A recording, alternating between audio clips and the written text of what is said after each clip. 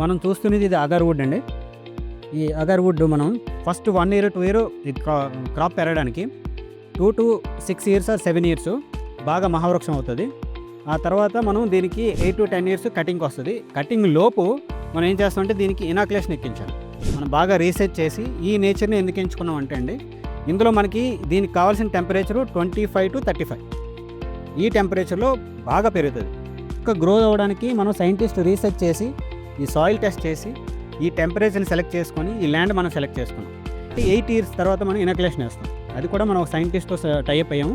అది 8 ఇయర్స్కి మనం ఇనాక్యులేషన్ వేస్తే ఇది మనం ఇనాక్యులేషన్ వేసింది దీని చెట్టుని చంపడానికి. సో అదేం చేస్తారంటే దాన్ని బతికించుకోవడానికి అది ఫైట్ చేస్తుంది.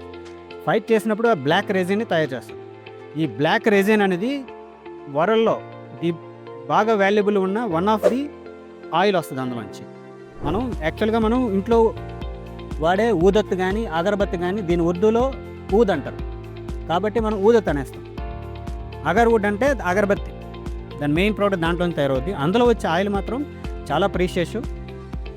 దీన్ని మనం ఎలా చేయాలి, ఎక్స్పోర్ట్ ఎలా చేయాలి, ఎవరితో ఎక్స్పోర్ట్ చేయాలి, ఎక్కడ మార్కెటింగ్ చేయాలి అన్నీ రీసెర్చ్ చేసి మొక్క వేసామండి.